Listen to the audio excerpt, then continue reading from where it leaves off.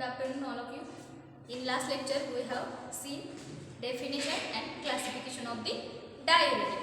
Now what is the definition of diuretic? Diuretic, these are the drugs or agent which increases the rate of formation of urine as well as flow of urine or excretion of the urine is known as diuretic. Diuretic काय तुमचं? These are the drugs which increases rate as well as flow of urine.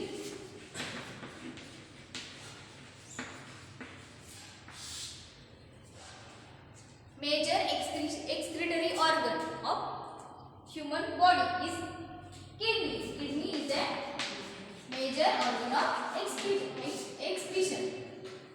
काय तुमचा kidney हा काय आहे major organ आहे कशाचा एक्सक्रीशनचा. Through the excretion कशाच्या थ्रू होतो तुमचा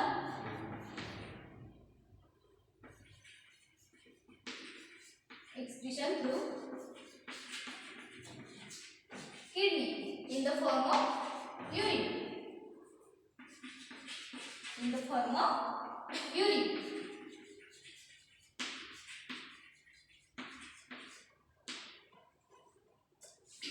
Nephron, it is a structural and functional unit of kidney. Nephron का है structural and functional unit of kidney. Nephron, it is a structural as well as functional unit of kidney.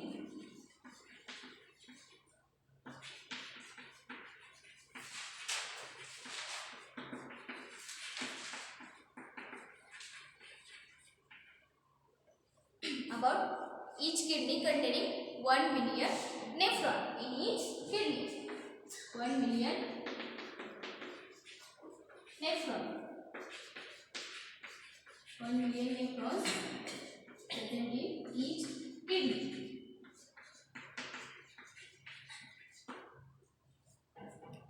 Because of the introduction to the diuretic. Then we will see the classification of diuretics.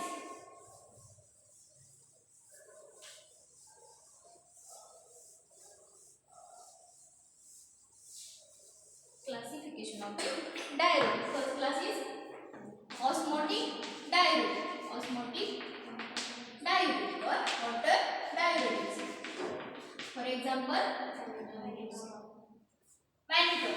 For example, mannitol, urea or glycerin. Glycerin.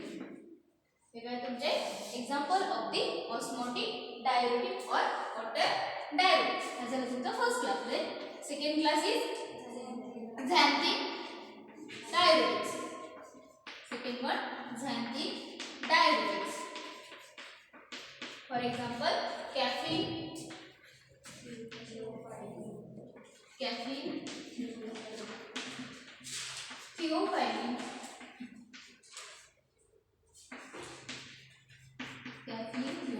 and theobromine. These are the examples of this xanthic diuretic. Then third class is loop diuretic. Loop or high salic diuretic. High salic diuretics. For example, furosemide. For example, furosemide. Next, carbonic anhydrase inhibitor. Carbonic anhydrase inhibitor.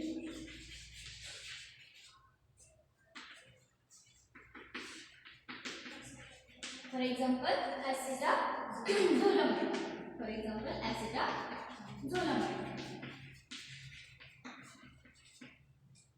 Then next class is potassium sparing diuretic. Potassium sparing diuretic. For example, spironolactone.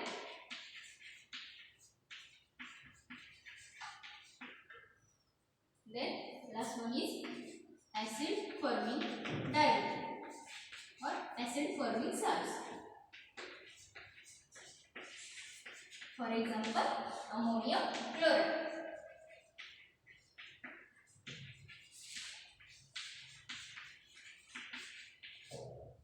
और next class राहील आपला thiazide diuretics. Thiazide diuretics. For example, chlorothiazide.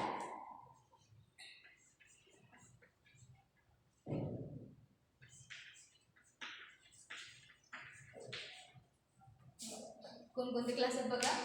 Osmotic. First class कोणता तुमचा osmotic diuretic. For example mannitol, urea और glycerin. Second class कोणता तुमचा xanthine diuretic. For example caffeine, theophylline and theobromine. Then third class कोणता तुमचा loop और high ceiling diuretic. For example furosemide. Fourth class कोणता तुमचा carbonic anhydrase inhibitor. For example acetazolamide. Then potassium sparing diuretic. For example, spironolactone. Then acid forming salts. For example, ammonium chloride and thiazide diuretics. For example, chlorothiazide. These are the classification of the diuretic.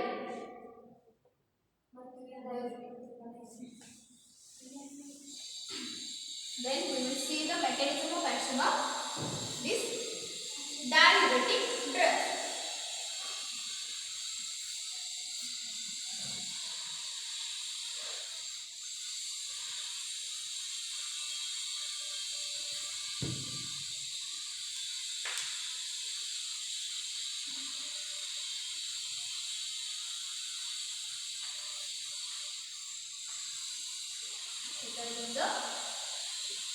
Next on the structure.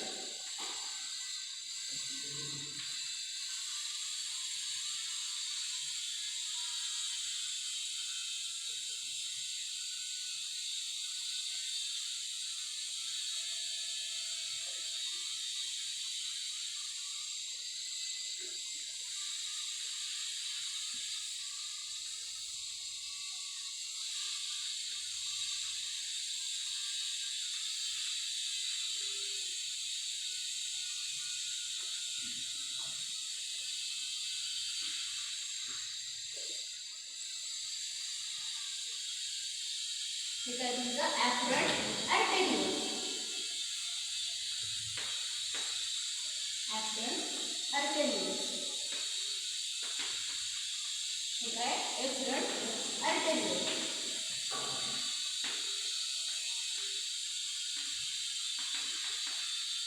This is glomerulus.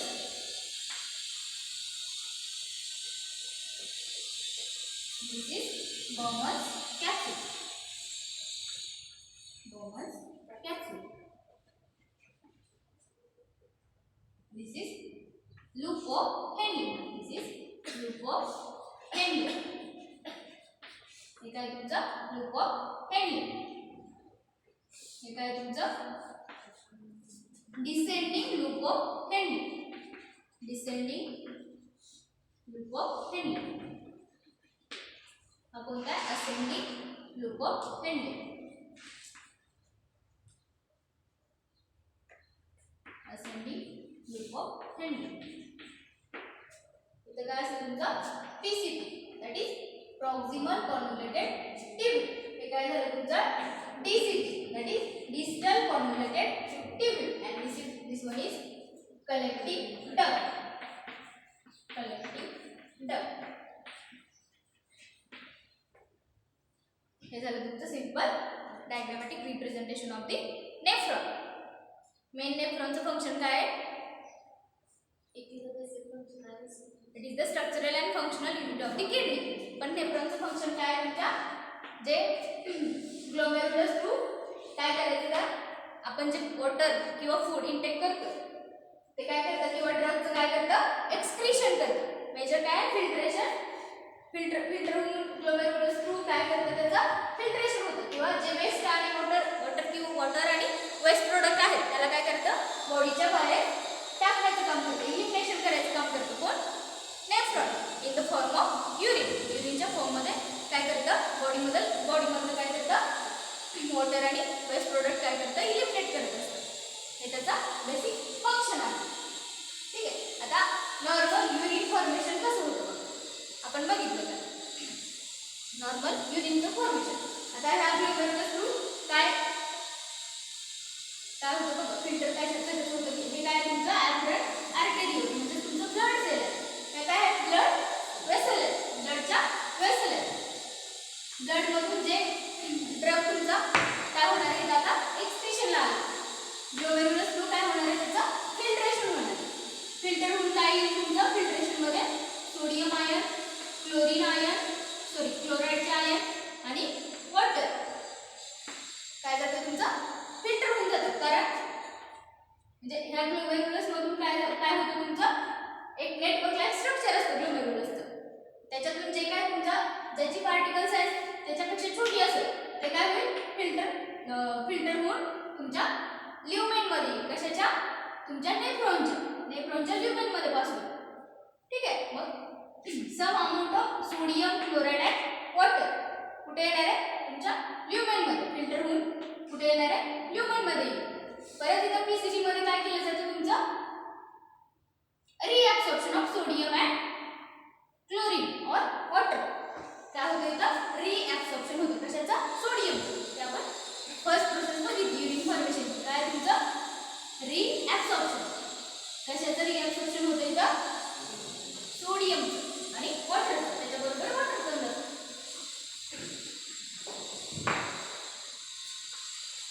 Sodium and water हा काय आहे तुमचा symport आहे, कशाचा, sodium आणि वॉटरचा symport. Symport का म्हणायचा, कारण काय होतं इथं दोघं पण काय होतात, रिॲब्सॉर्ब होतात. कुठं, तुमच्या एक्स्ट्रा सेल्युलर फ्लुइडमध्ये, एक्स्ट्रा सेल्युलर फ्लुइडमध्ये. हे काय तुमचं, हे झालं नेफ्रॉन. नेफ्रॉनच्या बाजूला काय असणार आहे तुमचं एक्स्ट्रा सेल्युलर फ्लुइड असेल किंवा ब्लड वेसल असेल, काय असेल, ब्लड असेल.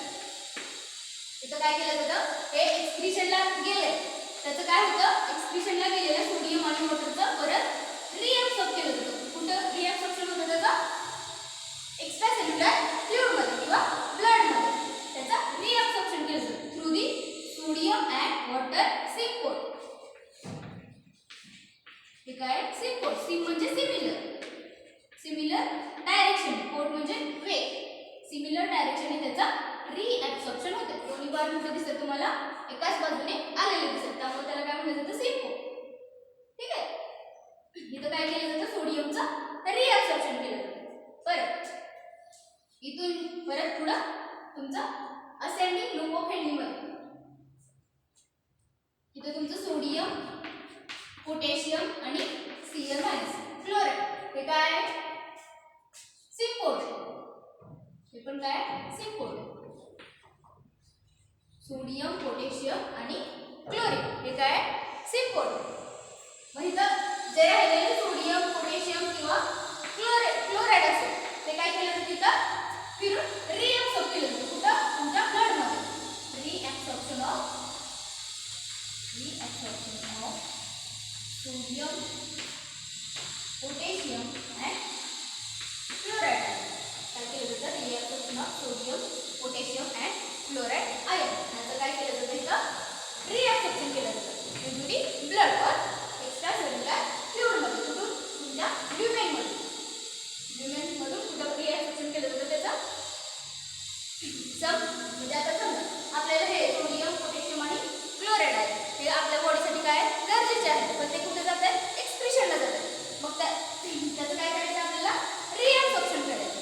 सोडियम जर बॉडीमध्ये रिटेन तसंच राहिलं, सोडियमचं जर कॉन्सन्ट्रेशन जास्त झालं बॉडीमध्ये तर काय होणार आहे, सोडियम किंवा NaCl बॉडीमधलं NaCl ची लेवल वाढली तर काय होतं, इन्क्रीज इन ब्लड प्रेशर वाढतं.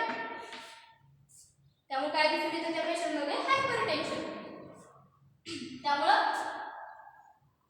सम अमाऊंट ऑफ सोडियम आपल्याला गरजेचं आहे, पण त्याचं जर हायपर रिटेन्शन झालं बॉडीमध्ये तर काय होतं, तुमचा BP इन्क्रीज होतो.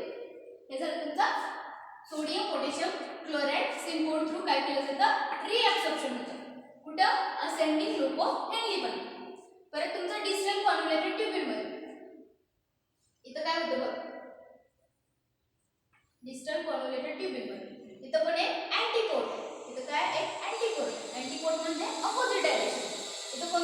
कोट आहे तुमचा इथे राहिलं आपलं ग्लुको फ्रेंडलीमध्ये. इथं काय होतं बघ,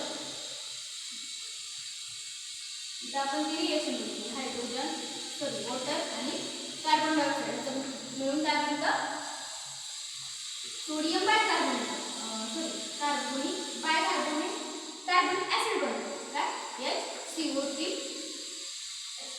H3CO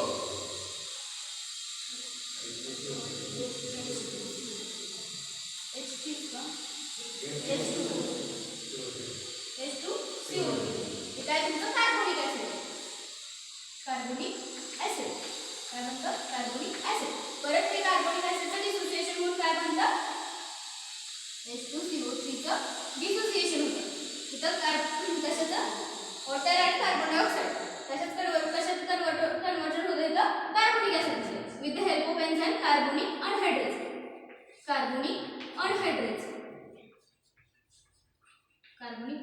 या एन्झाइमच्या मदतीनं वॉटर आणि कार्बन डायऑक्साईडचं कन्वर्जन कशात होतं कार्बोनिक ऍसिड मध्ये. परत ते कार्बोनिक ऍसिड कसं डिसोसिएट होतं त्याचं डिसोसिएशन म्हणून काय होतं H+3 होतं आणि HCO3- कार्बोनिक बायकार्बोनेट तयार होतं. एक हायड्रोजनचा मॉलिक्यूल काय होतं फ्री होतं बायकार्बोनेट काय तयार होते का बायकार्बोनेट. हे H+ आयन कशाबरोबर रिप्लेस होतो तुमच्या सोडियम बरोबर त्या लुको फ्रेंडलीमध्ये.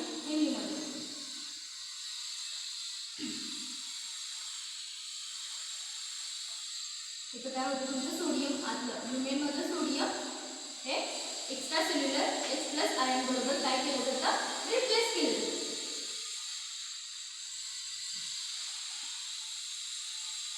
आतलं सोडियम बाहेर येतं आणि बाहेरचं H+ ल्युमेनच्या आतमध्ये येतं.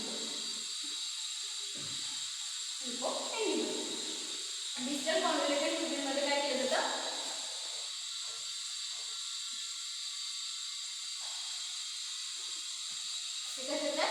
सोडियम आणि क्लोराईड याचं काय आहे अँटीपोड Na+ आणि Cl-.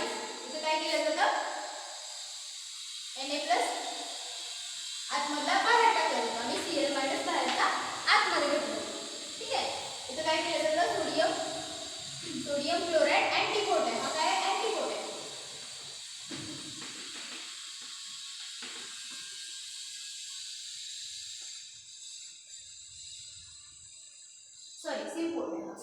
काय सिंपोड.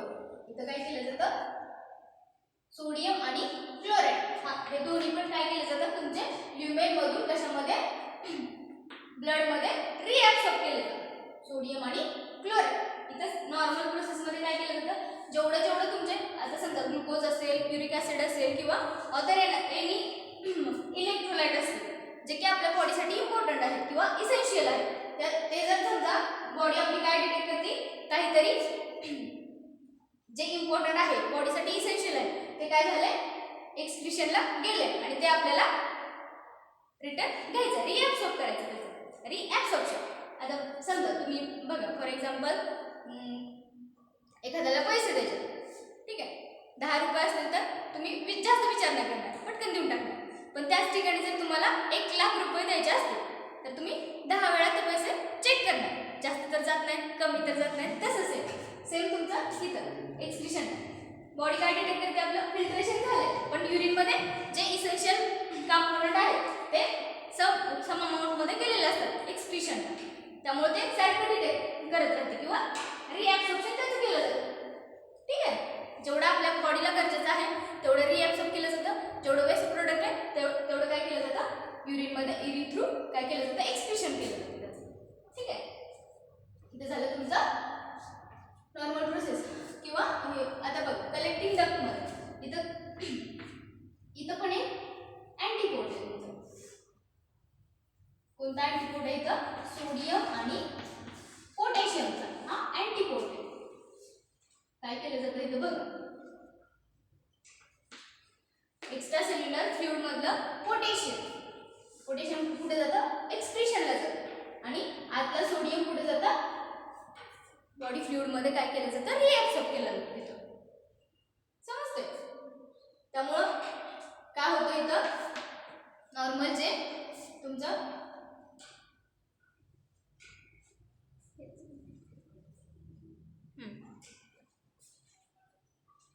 K प्लस किंवा H प्लस तुमचं जे हायड्रोजन आयन आहे तो काय केला जातो, ल्युमेनमध्ये ट्रान्सफर केला जातो आणि जे सोडियम आहे ते ल्युमेनच्या बाहेर म्हणजे एक्स्ट्रा सेल्युलर फ्लुइडमध्ये काय केलं जातं, रिॲब्सॉर्ब केलं जातं. त्यामुळे इथं पोटॅशियमचं काय केलं जातं, एक्सक्रीशन केलं जातं. सम अमाऊंटमध्ये काय केलं जातं, पोटॅशियम आयनचं एक्सक्रीशन केलं जातं. ही झाली तुमची नॉर्मल युरिन फॉर्मेशनची सायकल. ठीक आहे. त्यानंतर आपल्याला बघायचं मेकॅनिझम ऑफ ऍक्शन ऑफ आपल्या डायरेटिक ड्रगचं बघायचं. ते बघा आता आपण बघूया.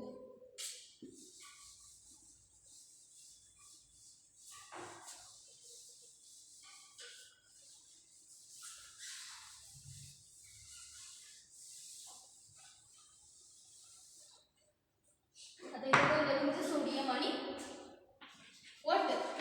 हा C4 हे झालं नॉर्मल काय केलं जातं, सोडियमचं रिॲब्सॉर्प्शन केलं जातं आणि वॉटरचं पण रिॲब्सॉर्प्शन ऑफ सोडियम अँड वॉटर. पण तुमचे ऑस्मोटिक डायरेटिक्स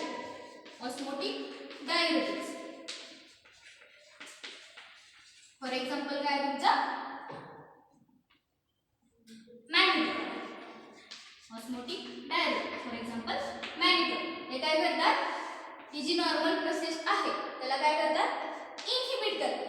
काय करतात, इनहिबिट करतात. म्हणजे काय करतात, inhibit the reabsorption of sodium and water आणि सोडियमचं काय करतात, रिॲब्सॉर्प्शन जे होते त्याला काय करतात, इनहिबिट करतात. त्यामुळे जे तुमचं सोडियम आणि वॉटर ते काय होणार आहे, परत रिमेन्स इन टू दी ल्युमेनमध्ये तसंच राहून जाईल. ठीक आहे. सोडियम तुमचं एक्सक्रीशनला किंवा urine form in the form of युरिनमध्ये काय काय असेल, तुमचं सोडियम असेल, क्लोराईड असेल किंवा वॉटर, ह्या तिघांचं मिळून किंवा सम अमाउंट ऑफ इलेक्ट्रोलाइट्स,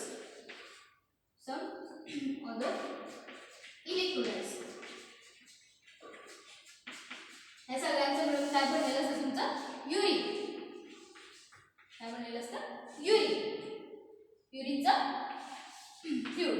ते काय होतं, व्हॉल्यूम कशाने वाढतं, या सगळ्याच्या व्हॉल्यूमवर काय होतं, युरिनचं व्हॉल्यूम वाढत असतं.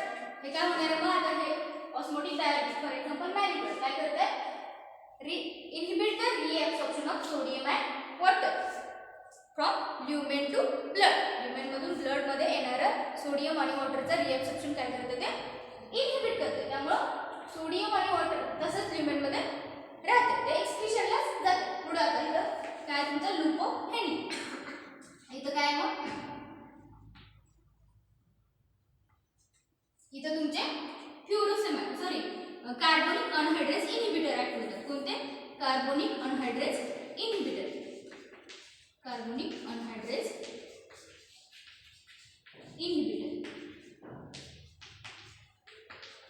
फॉर एक्झाम्पल काय तुमचं ॲसिटाझोलामाइड.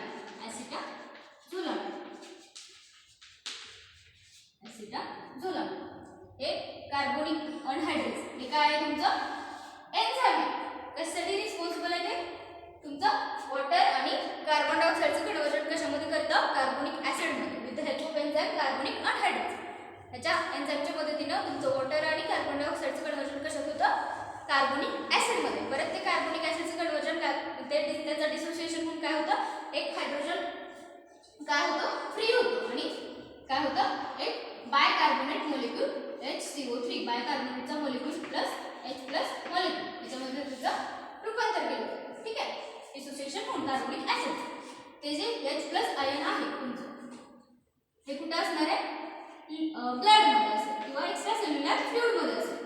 ते काय केलं जातं, रिप्लेस केलं जातं कशाबरोबर, आपल्या ल्युमेनमधल्या सोडियम बरोबर. मग ते आतलं सोडियम काय होणार आहे, रिॲब्सॉर्ब होणार आहे बाहेर. हे नॉर्मल प्रोसिजर झाली, नॉर्मल प्रोसेस झाली. ठीक आहे. बाहेरचा H प्लस आयन ल्युमेनमध्ये जातोय, ल्युमेनमधला सोडियम आयन ब्लडमध्ये, ही झाली नॉर्मल प्रोसेस. हे काय करतं, मग कार्बोनिक अनहायड्रेज इनहिबिटर म्हणतात.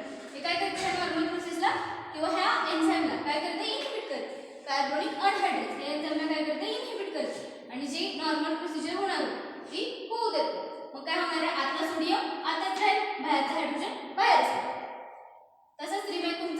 सोडियम ल्युमेन मध्ये राहणार.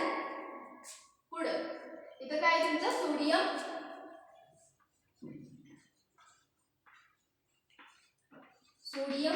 Potassium chloride सिंकोड.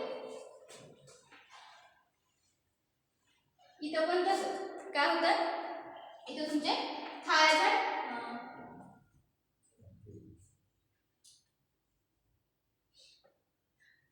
इथं तुमचे लूप डायरेक्ट कोणते loop diuretic active loop diuretics. Loop diuretic for example काय तुमचा फ्युरोसेमाइड. हा ड्रग कुठं ऍक्ट होतो तुमच्या सोडियम पोटॅशियम क्लोराईड सिंकोडवर. सोडियम पोटॅशियम क्लोराईड सिंकोडवर ऍक्ट होतो. आणि जे तुमचं सोडियम पोटॅशियम क्लोराईड रिॲब्सॉर्प्शन होत असतं त्या प्रोसेसला काय करतं हे इनहिबिट करतं. ठीक आहे. त्यानंतर बघ इथं डीसीटी मध्ये डिस्टल कॉन्व्होल्युटेड ट्यूब. तर काय सोडियम आणि क्लोराईडचं काय आहे अँटीपोर्ट आहे. सोडियम क्लोराईड अँटीपोर्ट आहे. इथं काय ऍक्ट होतं तुमचे थायराइड डायरेक्ट्स. कोण ऍक्ट होतं थायराइड डायरेक्ट्स. इथं काय कोण ऍक्ट होतं तुमचे thiazide diuretics. For example chlorothiazide. कोण ऍक्ट होतं क्लोरथायराइड. ते काय करतं मग ही जी नॉर्मल प्रोसेस काय होत असते तर सोडियम बाहेर जात असतो क्लोराईड आत येत असतो तुमच्या ल्युमेन मध्ये. मग हे काय करतं त्या प्रोसेसला काय करतं इनहिबिट करतं. थायराइड डायरेक्ट्स फॉर एक्झाम्पल काय तुमचं क्लोरथायराइड. त्यामुळे काय होतं आतला सोडियम आतच राहतो बाहेरचा क्लोराईड बाहेर जातो. सोडियमचं काय होतं एक्सक्रीशनला जातं. सोडियम तसाच रिमेन इनटू दी ल्युमेन मध्ये राहतो. आता पुढं कलेक्टिंग डक्ट. कलेक्टिंग डक्ट मध्ये काय तुमचं सोडियम आणि पोटॅशियमचं काय अँटीपोर्ट आहे किंवा H+ आयनचं काय अँटीपोर्ट आहे. मग इथे काय होत असतं सोडियम आतलं सोडियम ल्युमेन मध्ये कुठे रिॲब्सॉर्ब केलं जातं ब्लड मध्ये किंवा एक्स्ट्रा सेल्युलर फ्लुइड मध्ये. आणि काय केलं जातं पोटॅशियम आयन काय केलं जातो इथं एक्सक्रीशनला पाठवलं जातं. ठीक आहे. पण इथं काय होतं H+ पण आहे H+ आयन पण आहे. मग काय होतं इथं H+ आयन काय केलं जातं तुमचा सोडियम आयनने काय केलं जातं रिप्लेस केलं जातं. ही झाली नॉर्मल प्रोसिजर. ठीक आहे. तर इथं काय होतं मग तुमचं कलेक्टिंग डक्ट वरती तुमचे पोटॅशियम स्पॅरिंग डायरेक्टिक ऍक्ट होतं. पोटॅशियम स्पॅरिंग डायरेक्टिक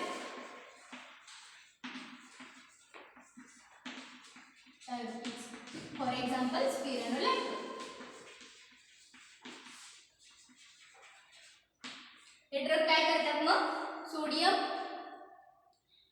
कशावर सोडियमचं काय करतात रिॲब्सॉर्प्शन होऊ देतात. पण काय करतात हे ड्रग पोटॅशियमचं काय करतात पोटॅशियमला कुठे ट्रान्सफर करतात ल्युमेन मध्ये. पोटॅशियमचं पण एक्सक्रीशन केलं जातं. सम अमाउंट मध्ये पोटॅशियम पण काय केला जातो एक्सक्रीट केला जातो. मग काय आलं तुमचं फायनल व्हॉल्यूम युरिनच्या व्हॉल्यूम मध्ये काय येणार मग सोडियम येईल क्लोराईड येईल प्लस पोटॅशियम येईल आणि वॉटर. हे सगळं काय होतं एक्सक्रीशनला जातं. ठीक आहे.